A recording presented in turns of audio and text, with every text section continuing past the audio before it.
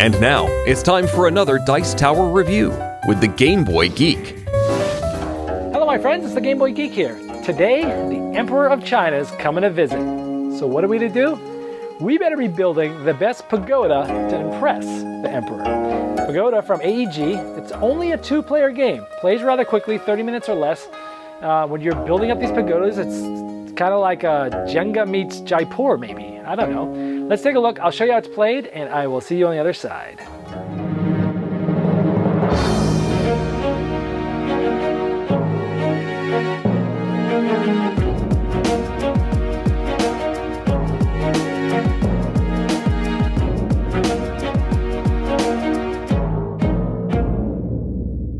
Okay, we've got the game set up for 2 players, obviously, for Pagoda, because it's only a 2-player game. We start out with 5 cards that both you and your opponent can see each other's, and 2 cards that are held secret. We have a special ability board, we have all the Pagoda tiles that are going to be built up, and we have all the little columns over here, and a board that you're going to be building things up, and a scoring track. Our turn is very simple. You're basically going to be building columns and possibly pagoda tiles. I have 2 cards that my opponent cannot see and 5 cards that they can see. And what I'm going to do is pick any one of these building sites, place a card, and build some columns. And when I do so, it might look something like this. Column number 1, column number 2, column number 3, all of blue. And so essentially I'd take 3 columns and I would build it in front of the place that I put that there. And so I've got 1, 2, 3 columns on the ground floor here.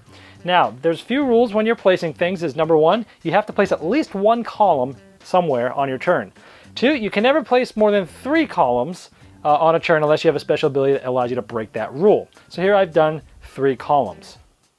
Now, columns are worth 1 point for every floor that they're on. So since this was the first floor, they're 1 point apiece, and I would go 3.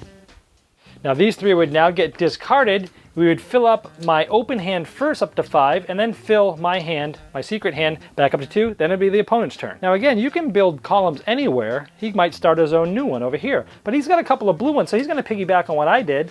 He's going to throw 2 blue things there, 2 blue cards. So he gets to build 1 card, does the column, and then actually this card he's going to put sideways, which tells me that he's going to put the pagoda tile on there.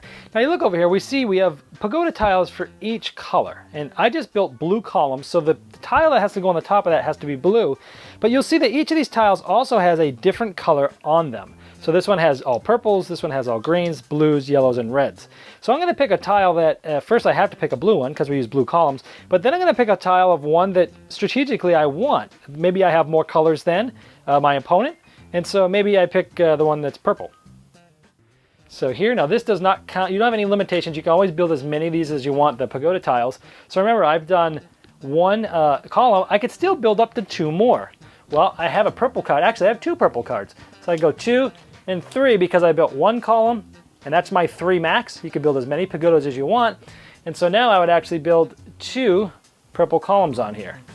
So now I told you there were 1 point each on the ground floor, but now that we're on the second floor, they're 2 points each. So it'd be 2, 4, 1 point for the bottom one, which was 5, and the pagoda tile is always 1 no matter what, 6. So that player would have gotten 6 points. And we would have moved them about right there. Now the cool part about that pagoda tile is every time you put a pagoda tile up, you get to have a special ability. Since I built a blue pagoda tile, I look where the blue one is and I move this special ability and I put it all the way up, meaning I get 2 turns to do this special ability. So let's go through some of these and tell you what they do. This one, for example, tells me that I can place any pagoda tile of any color as long as I discard any 2 cards of the same color. So let's say in a little while, I would need to normally put down like a purple one, but I could discard 2 greens to put a purple pagoda tile down using this special ability, and then it would come down 1. And then later on in a subsequent turn, or even on that turn, maybe I want to do another one, and then I'd do that special ability. So every time you build a pagoda tile, it's filling up that special ability, and you're getting 1, 2 different times to use it. This one allowed me to use 2 any cards to build any color pagoda tile. This green one allows me to use any 2 cards to build any color column. So I could throw down 2 greens to build 1 column of any color. This one is at the end of your turn, you can grab up to 4 cards maximum. So you usually only have 2 cards in your hand.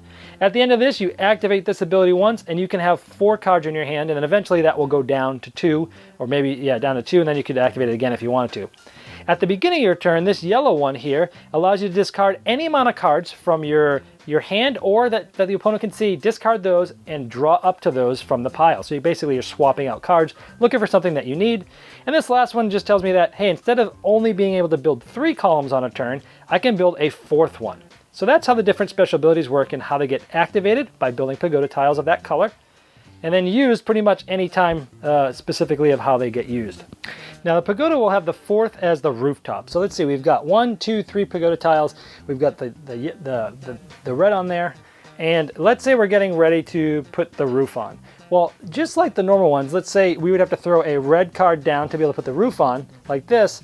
We flip this tile over, and we see it has purple on the top. So what we need to do is we throw down 1 red card sideways to put the Pagoda tile like normal. We flip it over to the roof and you'll see purple.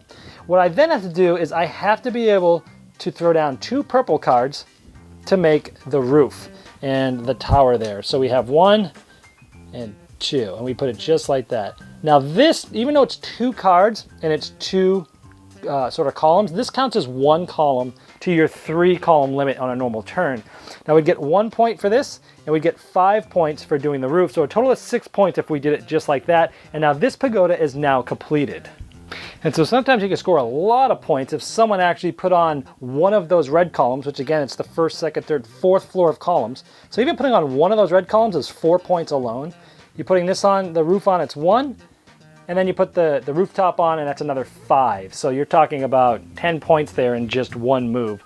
So you keep doing this, and all these will be getting built around the same time. You don't just build one. There'll be other, you can build anywhere you want. And as soon as 3 Pagodas are completely built, the game stops, and whoever has the most points is the winner. Well, I'm always on the lookout for good 2-player games that are light, around 30 minutes, but still have some depth, because those are the games that I can enjoy with my wife quite often. So I love games like City and Jaipur and things like that, and so I was really interested to see this. And after playing it, it is a very interesting game. It's got some things going for it in that sort of space. 2-player, 30 minutes, 45 max, not too deep, but a little bit of depth. The things that you probably will like about the game a lot that I liked is building. I mean, board games, one of the things you ask people why they play board games, they love the interaction with people, and they love pushing the bits around and moving. And building these Pagoda tiles is kind of fun. It's like, it's weird. It almost gives you that feeling of Jenga when you're building the tiles. Not that they're going to fall, but they kind of mess around a little bit. But building the Pagodas is just kind of fun. This game's really about timing. It's really about, and I like how they have 5 cards on both sides and 2 cards as secret. So you can look at what your opponent has and go, okay, if I play this, he won't be able to put the Pagoda tile on and get the special ability, but he might have one in his hand. I like the ratio of open to closed information. It really adds a good element here.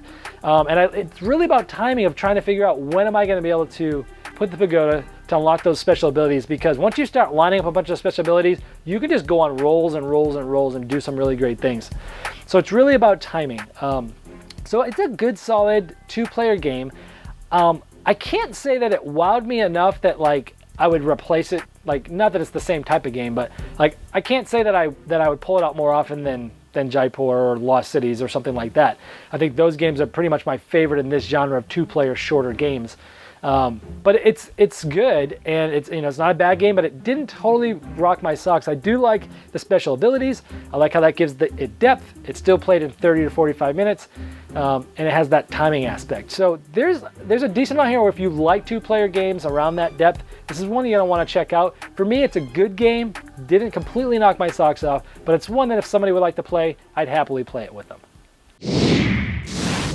Thanks so much for watching the Dice Tower videos. Find more great videos and reviews, as well as our top-rated audio podcast at Dicetower.com. You can also find other great shows at Dicetowernetwork.com. I'm Eric Summerer, and you've been watching The Dice Tower. The Dice Tower is sponsored by Cool Stuff Inc., where you can find great games for great prices. Cool stuff in stock. Check them out at CoolStuffInc.com.